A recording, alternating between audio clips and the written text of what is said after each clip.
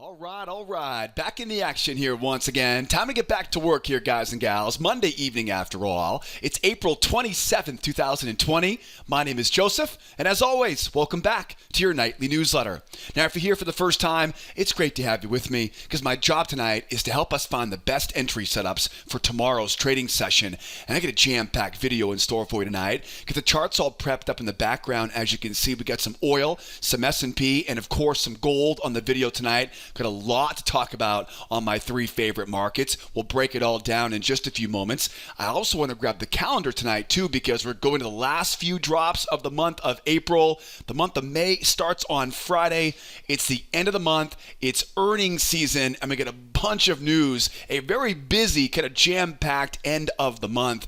We have so much good stuff to cover tonight on the video. Before we jump in though, as always, make sure you subscribe to this YouTube channel. I don't want you to miss all the good stuff we publish every evening on this video, so make sure you subscribe. If you have any questions about anything we talk about tonight in the video, drop those questions in the comment section below. And as always, I appreciate you guys and gals tuning in every evening. If you tune in every evening and watch this video, hit that thumbs up button for me. Really appreciate you guys spending an hour with me every evening on this video newsletter. So don't forget to subscribe, type those questions down below, hit that thumbs up button for me, and let's get this video started. I'm going to kick off the session tonight, though, with our calendar. Let's take a look at the calendar, what we're looking at for the rest of the week. It's going to be a busy week here as we go into the end of the month. So that's the most important thing as we go into this week is you got to remember we're going into the last couple days of the month. And as I always say, end of the month usually means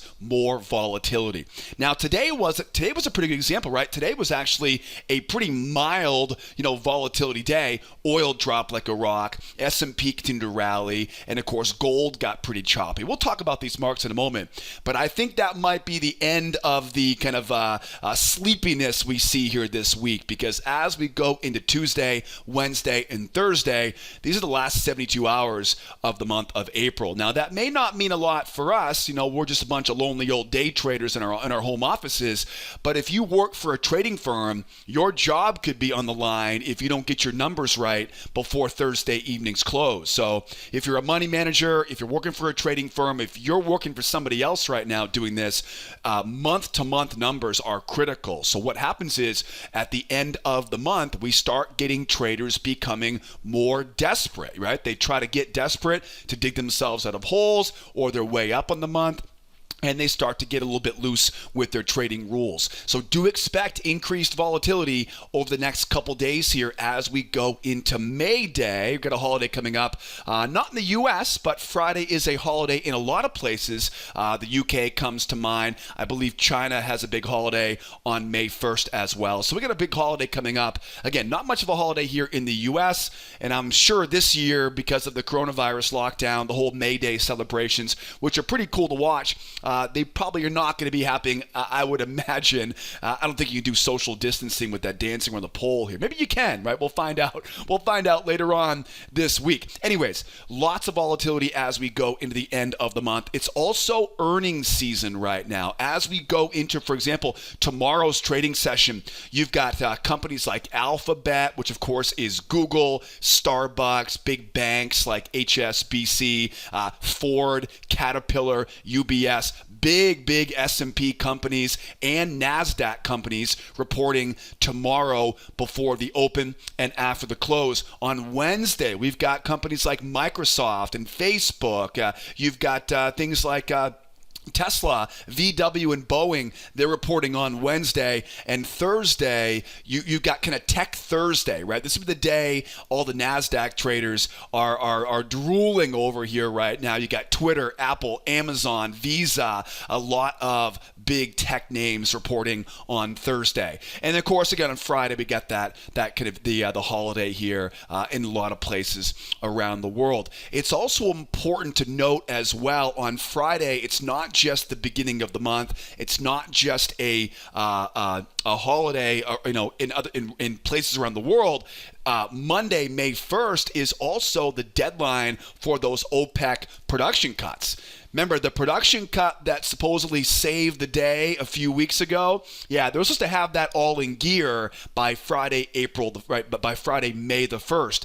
Now remember, I've been pretty critical about these production cuts over the past couple of weeks. My whole thing is I've been watching OPEC, prop these prices up with these so-called production cuts, and usually right about when they start to have to go into effect, everybody says, wait, no, not me, not my oil, right? So we'll see how these production cuts go. We might be seeing some back and forth here this week coming out of the oil market, right? We already saw that big 5% drop, 5% drop today, down around $13 a barrel. So we'll be interested to see how that plays out for the rest of the week. So to summarize here, it's going to be a busy week. We got the end of the month volatility. We also know we got earnings Tuesday, Wednesday, and Thursday. Check out the NASDAQ.com/earnings, and you'll see a full schedule of the earnings reports. Now, as we go into tomorrow's trading session, what do we have here on the schedule tomorrow? Well, first of all, we know tomorrow is the beginning of the FOMC meeting. We'll hear more about that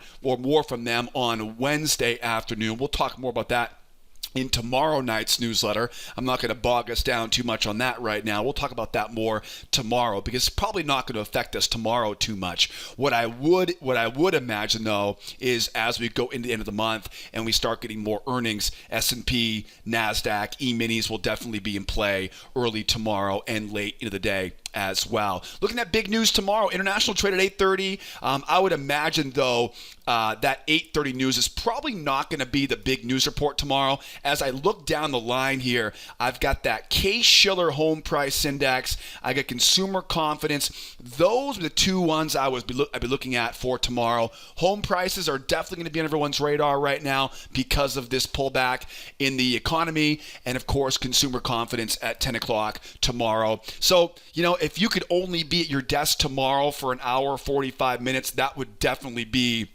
kind of that 9 o'clock till 10:30 block tomorrow would definitely be where I would make sure you are locked and loaded. And don't forget, tomorrow morning and every morning we'll be right together in our trade room. I'll put the plan together tonight here for us, and tomorrow morning, 8 o'clock Eastern time, we'll trade it together. Now, don't forget to join the trade room. You got to be a member. I'll put membership information for you down inside the description of this video if I can get my little drawing tool to work here right now.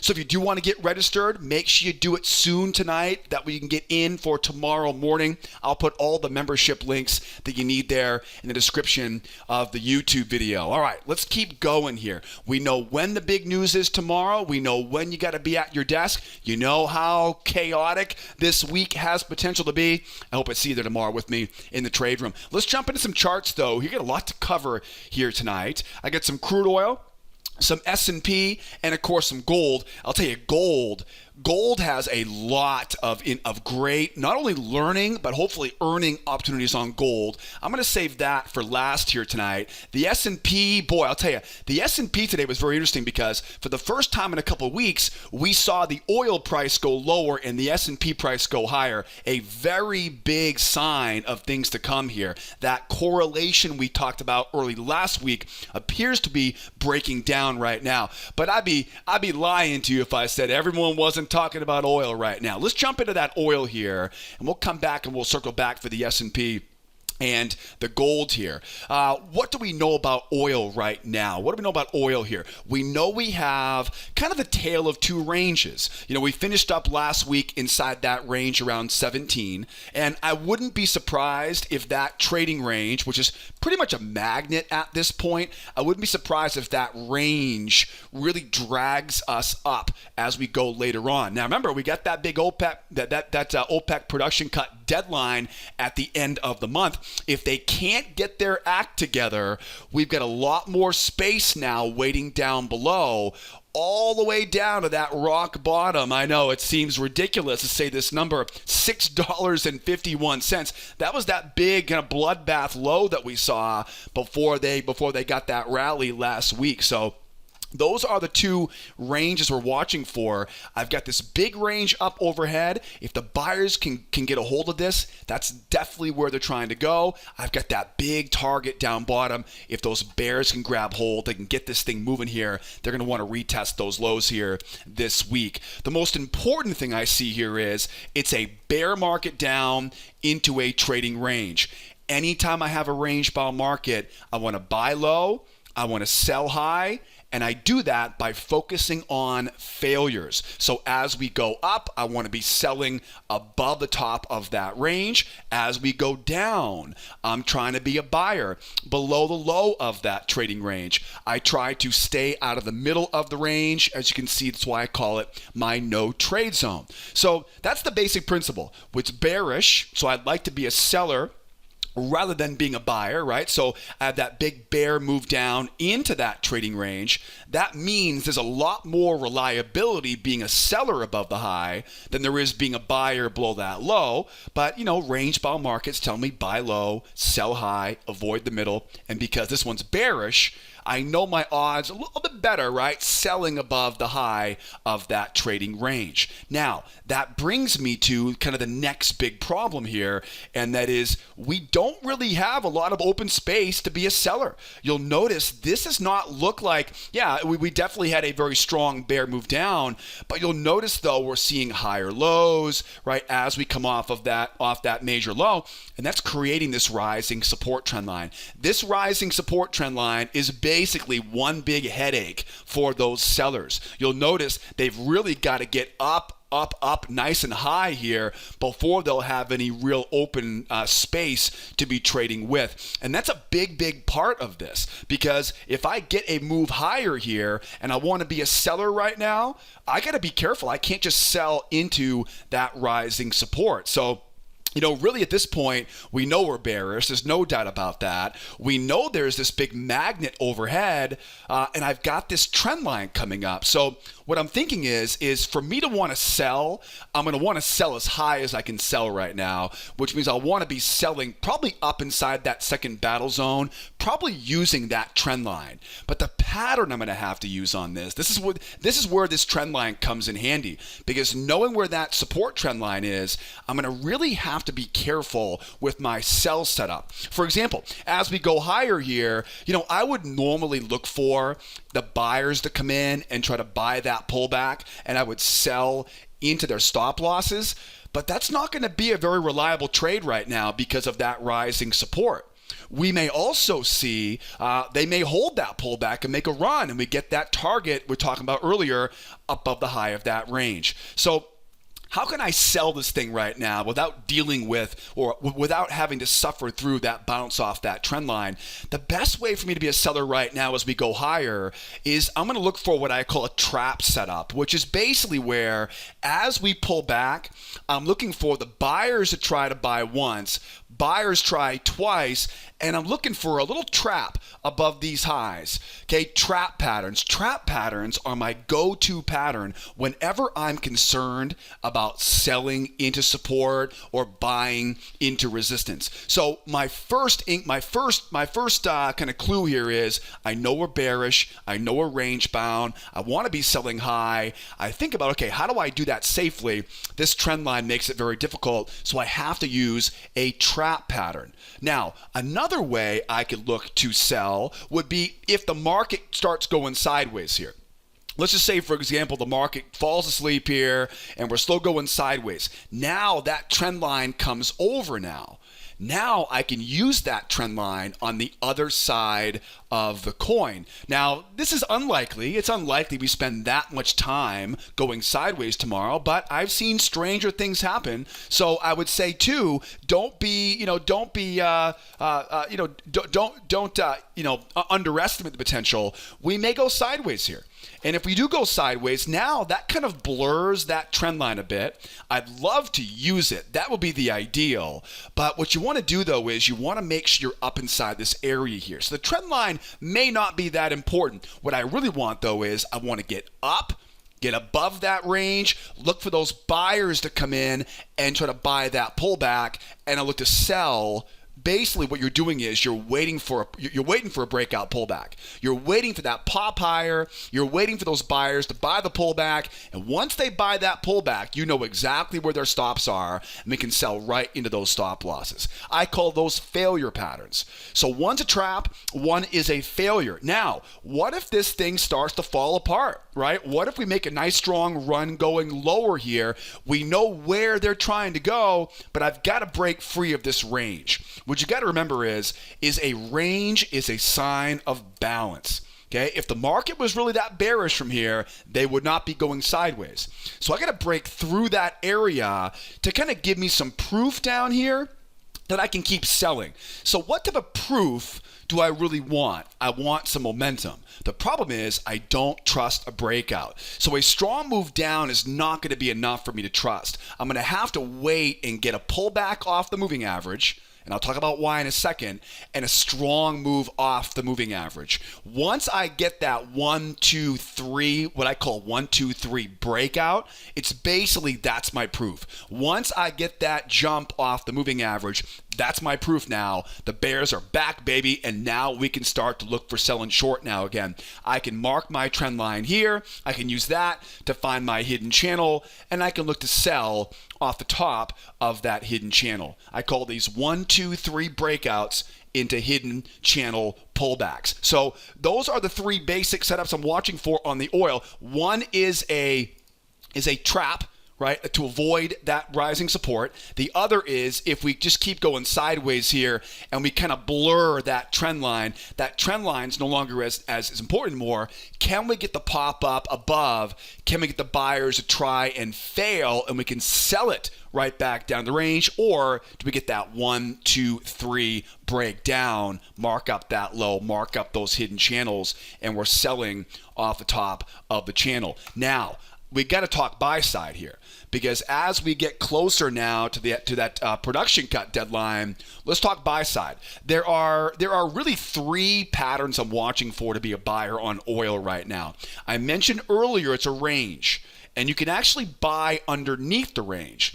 But where do we think the best place to do that is? It's going to be down inside this buy zone down here, 1166 down to 1114.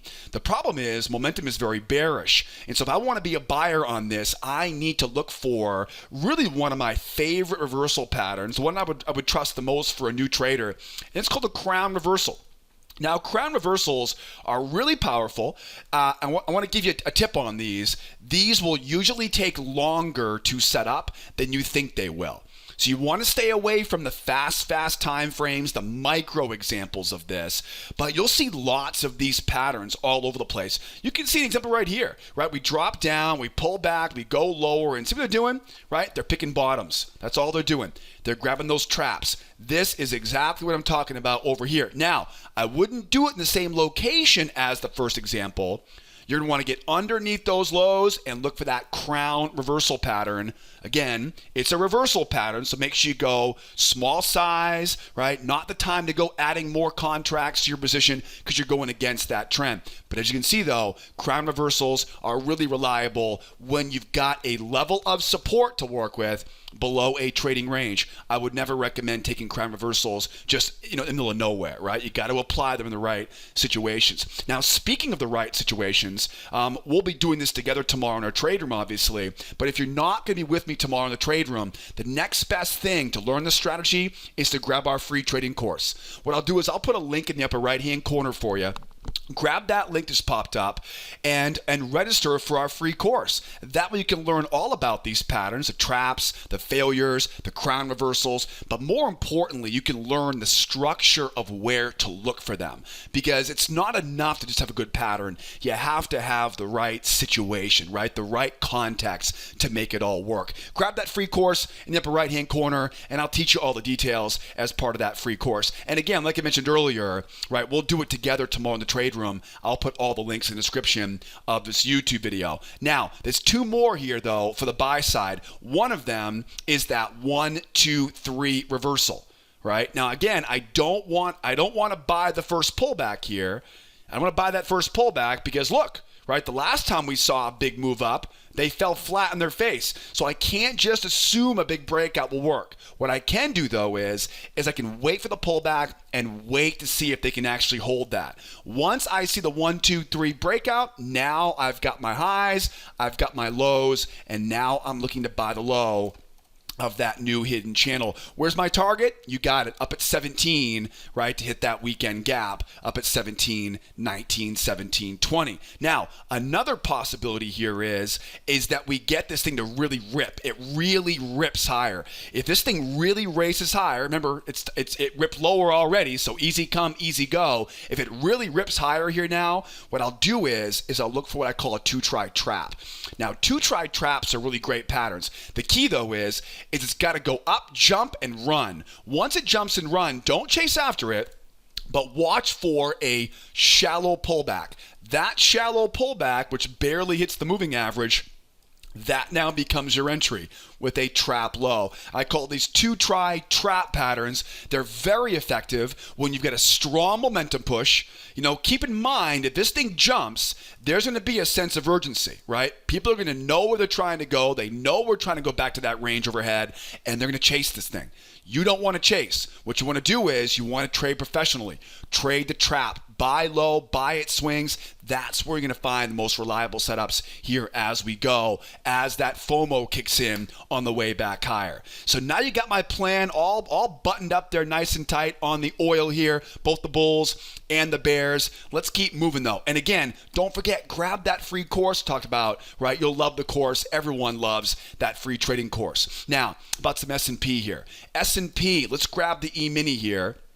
And let's see, what do we know right now on the E-mini. First of all, let's get a big bird's eye view here, first of all, on the E-mini. It's really important to understand where we are right now. If you look left, you'll notice we are right up around these big highs up here. So it's very important. We're definitely bullish. There's no doubt about that. But we're right up inside of those overhead highs. Those overhead highs, we have to assume that buyers who bought down here and bought here and bought here, we have to assume that those buyers are going to be taking some profit up here, right? So we'll expect to see a pullback off the high. Also very important to know where we are, to know that we probably shouldn't be buying high right now. At the same time, if I zoom back out a little bit further here, I want you to take a look at these ranges. Okay, that range right there. Now we talked about how on the oil, about how those ranges were probably going to be the big magnets, right? Magnets are what ranges are.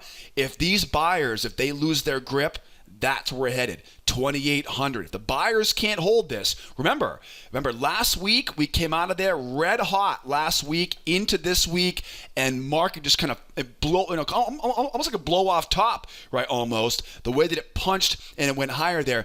If these buyers take some profit, if they can't hold this, look at that range down there. 2,800 is a easy magnet for us if these bears can take control. So again, we know we're right up into major resistance up here. We've got some great levels of support waiting down bottom.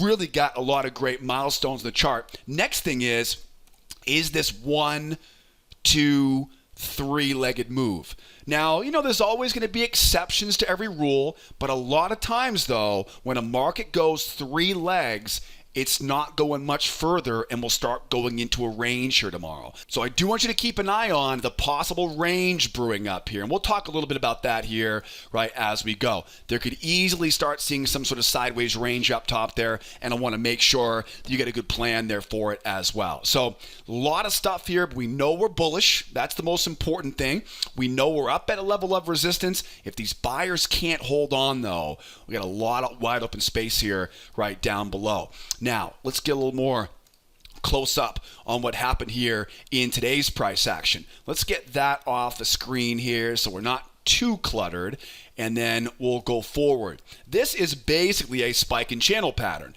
We see a strong spike up. We see a pullback. They went and chopped around sideways for most of the morning today. That is what? That's a magnet. Right? That is another range. That's a magnet. Wouldn't be surprised at all if market pulls back and goes up one more leg as we go higher here. That is a magnet, and you'll notice that's lining up right around the low of this channel. So here's a spike and channel. Spike and channels are pretty simple patterns, and I'm looking at that channel low now being a reliable spot to be a buyer. Now, some food for thought on this, that measured move is right there. So how can I get in even though I'm worried about buying into resistance? We'll talk about that here in a second. I just talked about my favorite pattern. On the oil, it was selling into support. On the S&P, it's buying into resistance. We'll talk about that pattern here in a second. I'm also really liking the way this hidden channel looks. You know, if I put a midline on this big channel, look at how I mean, it's amazing how well it fits on this. This would be another channel I'm watching for as well. So as you can see, there are kind of three basic scenarios here. One is that range, because we're 3 legs up. The other is the shallow pullback, because of the spike in channel. The other one, of course, is the deep pullback because of that wide kind of hidden channel that we have. So those are the 3 main scenarios here to be a seller, to be a buyer here.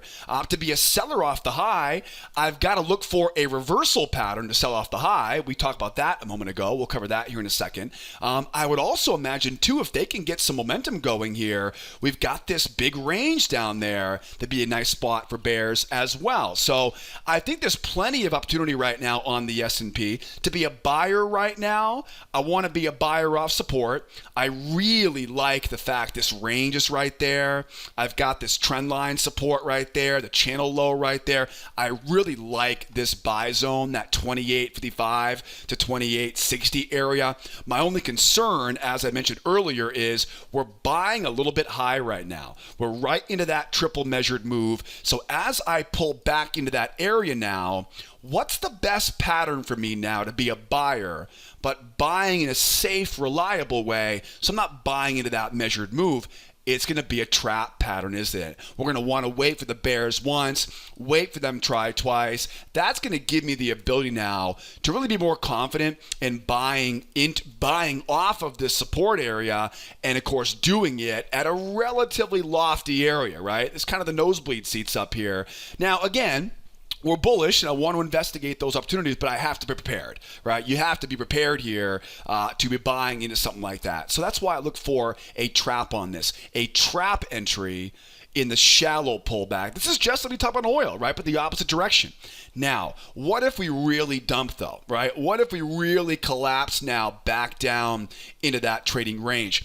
If we really collapse back down now, into that low of this channel, I do want to be a buyer again, because remember, this is a range. What do you do under a range? You buy low and you sell high. So if I end up below the range again now, which by the way would have been the ideal place to be buying earlier this morning, right? That would have been the best place to buy early this morning.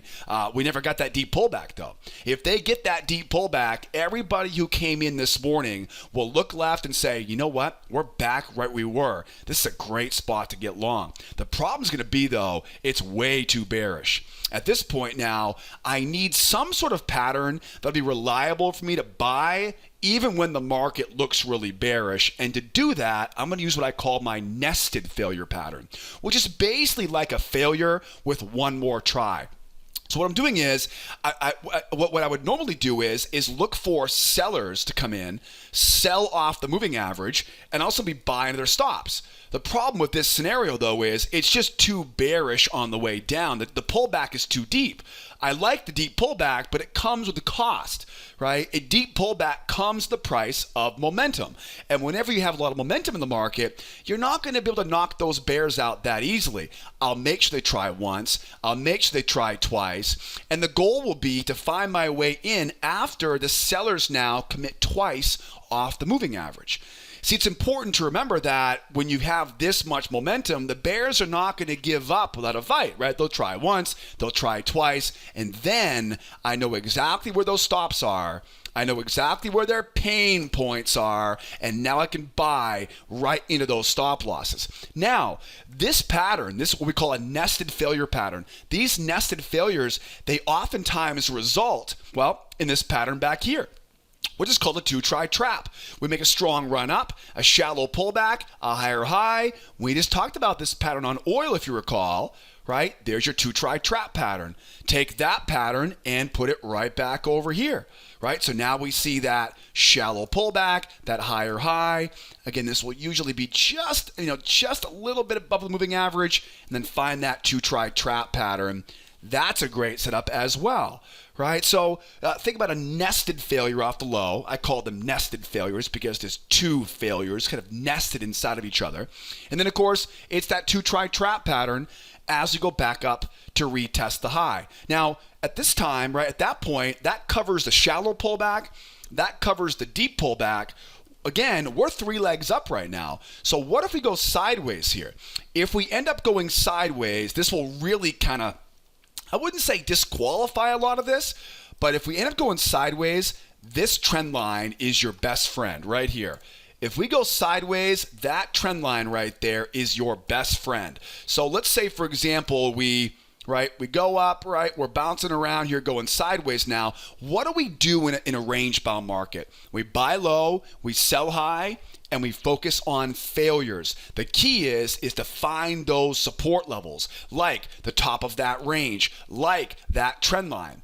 What I want to do is I want to wait for the buyers to kind of run out of bullets, as we always say in our trade room, right? Let them run out of buy ammo, and then we'll look to get that pullback. Let me get that drawing back up here, right? So again, imagine it looks like it might be right about there, something like that, right? So I got my trend line down. If we go sideways up here now, just wait for the run of the bullets, wait for that pullback, use that area of support I'm talking about, wait for the moving average, get those sellers coming down, let the bears get short. Okay, I'm not trying to pick bottoms here. Okay, you pick bottoms, you're gonna. It's the hard part is if you try to buy that first pullback, your stop goes below the low, and a lot of times they'll roll right over, stop you out, and then go right back up again. It's very difficult to time your entry on those sharp pullbacks. What I'd rather do is I'd rather wait for those bears to show me they're in. Then I know exactly where stops are now, and I can buy right into those stop losses. That's a much more reliable way to do it. Yeah, I mean, you're not going to have the, you won't have the bragging rights, you caught the bottom, but nobody cares about having, catching the bottom. All that matters is at the end of the day, at the end of the week, at the end of the month, are you in the green, right? What's your statement look like? That's all that matters at the end of the week, month, right, and year. It doesn't matter if you got the lowest tick, right, on that move. Real traders don't care about that stuff. What we care about is reliability, dependability, so we can sleep better at night. We're waiting for that pullback, again, in that range, and buying into those failures. So that covers really the shallow pullback, the deep pullback, and the range. I should also mention too, that big round number up overhead here, 2,900. Now I've got to get through this area though first. So a good example would be, let's say for example we see this, right, this trap, and then we see this 1, 2, 3 big run. Perfect. Right? So if we do get that pullback, the buyers jump all over it, mark up that new channel, find that hidden channel. Again, I'm definitely not trying to buy that first pullback. I'm not trying to buy that pullback because you're buying right into those highs here. I'll wait for the proof, and then once you get the proof, I can buy the next one. I know. I'm a stickler when it comes to conservative trading because that's the way you grow your account, right? Getting greedy, getting too aggressive, you'll make money, you'll give it back, you'll make money, you'll give it back. It's all about having that nice, smooth equity curve, right? That's what it's all about. We don't want to see you make money, give it back, make money, give it back, make money, give it back, right? That equity curve right there will, again, you'll have a heart attack, right? It's stressful, lots of anxiety. You can't trade that very long. I want to make it nice and smooth by finding only the most reliable trades, right? It's almost boring how reliable those setups are. So now we get the buy side all covered. How can I sell this? There's not a lot of options when it comes to getting short. One of them would be that crown reversal, right? So we go back up, we retest the high, the 1, the 2, the trap high. Okay, that's that crown reversal pattern. We talked about that on the oil. It was the opposite direction on oil. What you're doing here is you're letting the buyers kind of wrap that rope around their neck. Okay, so once you get up to again, you want to get it off the high here, right? You're not looking for this anywhere else besides an extreme. So we get the one, right? Buyers try it once, they fail to push it higher. Buyers try it twice, trap high, crown reversal. Or what would be a lot easier on the nerves would be a strong move down, a pullback to the moving average, and a blast right on lower. If we can get a strong move down, a pullback to the EMA, and they blast right on through these lows here, it's on, right? Now we know the bears have it. We're going to mark up that low. What I'd probably do in that situation, if it's really strong like that, is grab a little bit wider channel and look for that hidden channel pullback. This again is called a 1, 2, 3 reversal. 1 strong move down, 2 pull back to the moving average, 3 strong jump off the moving average, 1, 2, 3 reversal, 1, 2, 3 breakout into a hidden channel pullback. Where's my target? My target again is down inside that big range that we talked about earlier. All right, guys? So that's a pretty straightforward plan to be a seller. There's not a lot of options here to be a seller right now just because we're so bullish. You got to wait until the bears take control to really start to sink our teeth into this. Don't forget, again, I cover all these patterns I'm talking about in that free trading course. You can learn much more about membership and everything. Grab the links in the description of this YouTube video. How are we doing so far? Are you enjoying this? Is this your first time here? Have you subscribed yet? Make sure you subscribe, hit that thumbs up button, and how about some questions here? Anybody get any questions? If you have any questions, drop those questions in the comment section below. I'm 35 minutes into this video right now. If you are still watching this video, in the comment section, hashtag 1%. You are part of the 1% that watches more than just 15, 20 minutes. I'm really proud of you for sticking around here because the good stuff here is on the gold. Well, it may not be the best price action, but there's a lot inside of this gold right now. So thank you so much for being part of the 1%. Hashtag 1% in the comment section below. Hit that thumbs up button for me if you guys are still watching right now. I love when people really work hard on this stuff like I do every day. It's great to have with me here right now. Okay, tale of two ranges right now on the gold. Take a quick peek here.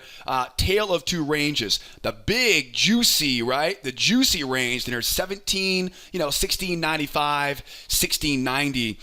If these bears can hold this, and it looks like they're struggling right now, if the bears can hold this, 1695, 1690, that's our objective here. Again, because the range, it's a magnet, right? What else do we know? Up overhead. That's a range. Now, that might be the most important magnet because, as you can see, it's a strong move up into a range. Now, remind me again, what do you need to break out of a strong move into a range? We've talked about this a couple times. We haven't seen this direction yet. We had a bear move into a range on the oil, but I covered it there. What do I need to qualify this going lower? I need a 1, 2, 3 breakout, right? I need a strong move down. I need a pull back to the moving average. And what? Strength. That's the key. I've got to see strength coming off the moving average. If I don't see strength, what's going to happen? It's going to probably struggle and struggle and struggle. And what's going to happen? That magnet overhead, whoop, right back up into that range here. Okay, that's probably the biggest clue on this chart, or the biggest kind of idea to understand here. Because as I dig deeper into this, I can see what's happening. You can see that big range from that big move up into that range here. That's the magnet right now. Now you tell me, does this market look like it's got strength right now? Right? Strong move down, pull back. Does that look like strength to you? Doesn't to me. Now, I will give you this. It does look like they got that earlier, right? When I look at this chart the first time, I said, okay, breakout. But then I'm going, well, what the hell is this? This does not look like the bears have control. And so I dug deeper into this. And when you dig deeper into this, you begin to see that it's starting to look like these bears, they may have got that shot across the bow earlier, but it doesn't look like they've taken control of this vessel. It looks like that range might still be the magnet overhead. Check this out. If I go 1, 2, and 3 legs down, we're now 3 legs down. Now, I mentioned this earlier. In most situations, 3 legs means what? Range down here. It's probably not going to go too much further than this. Now, it might, obviously, right? Anything's possible tomorrow, new day, but we got to see some more strength going lower. That's not even the biggest clue. The biggest clue is this wedge. Look at this wedge coming down. Now, wedges are really important clues because, well, first of all, you can see they're bouncing off the wedge back and forth. But what does a wedge tell you? It tells you where support is. So now we're starting to go, okay, we've got a bull market up into a trading range. At first glance, it just looks like they're just not as excited about selling this than they really should be. If they got this hold and they were running, why aren't we down at 1,700 gold? Why aren't we down in that range yet? You had all day today to get down to that range, and you didn't really move very much. It was a very slow, real sloppy session on gold. You probably noticed that. It was disappointing how sloppy it was. But it makes sense now because here we have 1, 2, 3 legs down. I would imagine bears are taking whatever profit they have out of this. And I would imagine, too, you look at that wedge, and we're walking right into a support zone here. Okay, so I really like the idea right now of a run back up into that trading range. The problem is we're just a little bit bearish here, and I worry that you're going to have bears coming in and trying to get short off resistance overhead. Right, like the high of this channel. Right, so I'm anticipating that. I want to be buyer, I do, but I have to be careful here. So as we go higher, I really don't want to be a buyer on that pullback. I mean, I'd love to be, but I just don't trust it. I think you're walking into what will probably be a lot of bears waiting up there. So how do I buy this thing without buying into resistance? That's a good question, right? We've talked about this pattern a couple times, haven't we? Right? How do you buy in a relatively again, we're borderline. We are an inch away from being bearish right now. All they had to do was just run this sucker. That's all they had to do. Okay, so the range is the magnet. We know that's where they want to go. Okay, how do I buy this right now? My preferred buy would be I wait to go up.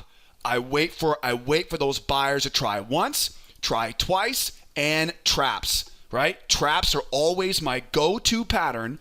Whenever we're worried about buying into resistance, whenever I'm worried about bears coming in and selling. And really at this point, that should put us up inside that range, or maybe we get lucky and we go above that trend line. Then the problem becomes I don't want to buy inside the range. Okay, now how do you avoid buying high? You buy with that trap setup I talked about, right? Shallow pullback, trap low. Oh man, I hope we get that pattern tomorrow. That would be a dream come true pattern for a lot of buyers tomorrow. So if we don't get the setup, if it just kind of runs higher here, strong move up. Remember, this is called a 2-try trap, right? 2-try trap. And we see these patterns all the time. Okay, once we go up, bears try once, bears try twice, trap low.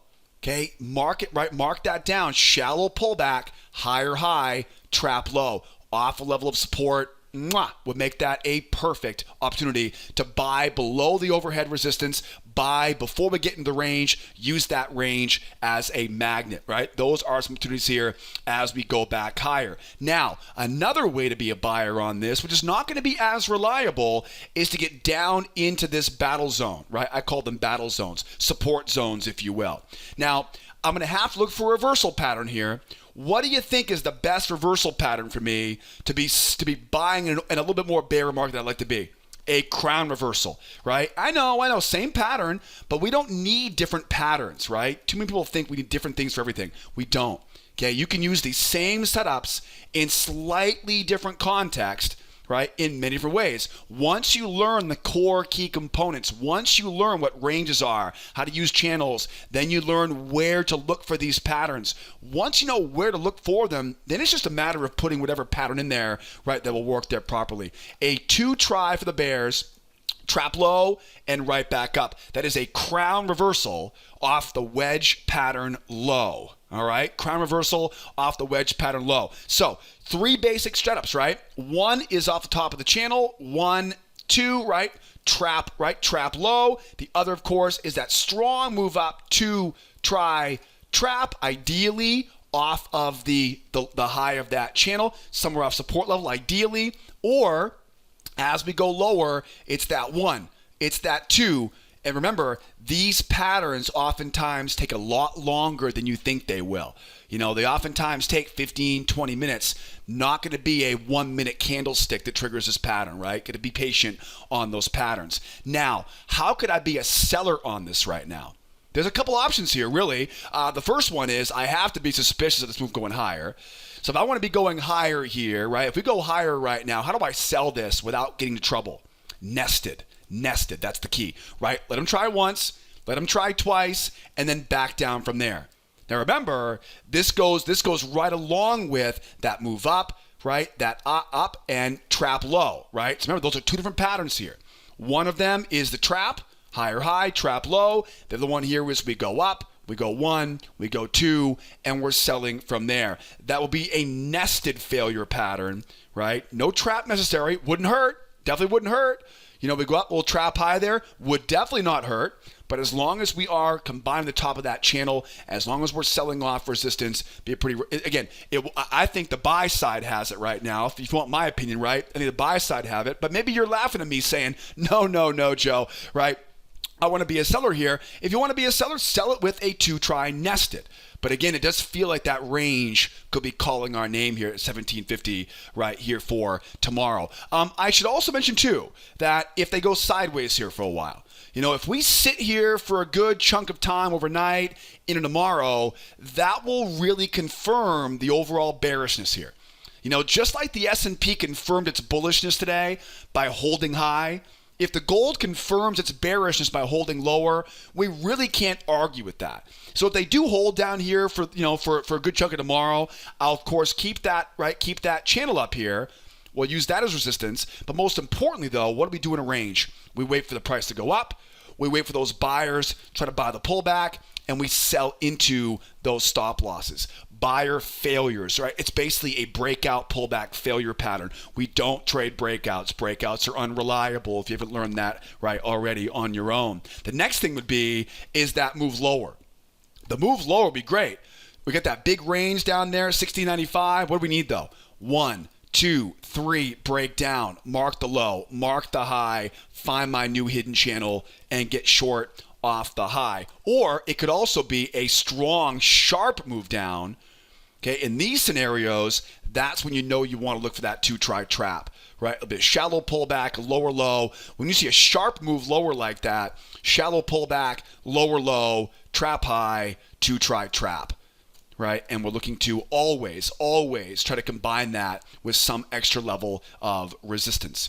Now, guys and gals, tomorrow I'm going to break this down once again. We'll use all of our cheat sheets and checklists with all of our clients tomorrow in the trade room. I would love to see you there right there with me. So don't forget to get registered. I'll put all the membership information for you right in the description of this YouTube video. If you're on the blog right now at Sideways Markets, just go right below the video tonight on the trading blog for all the information to get registered for tomorrow. Also, don't forget, you can always call me tonight or anytime for that matter if you have any questions about anything we talk about, or maybe you want to get some help getting registered for some of our flexible, easy pay options right now. Grab that toll-free phone number, call me there. Use that live support tool. I'm always there to help out as well. And as always, guys and gals, if membership isn't quite right for you, grab that free trial. That comes with the free trading course, a free pass to our trade room, hundreds of examples of how we apply our favorite strategy to our favorite futures markets.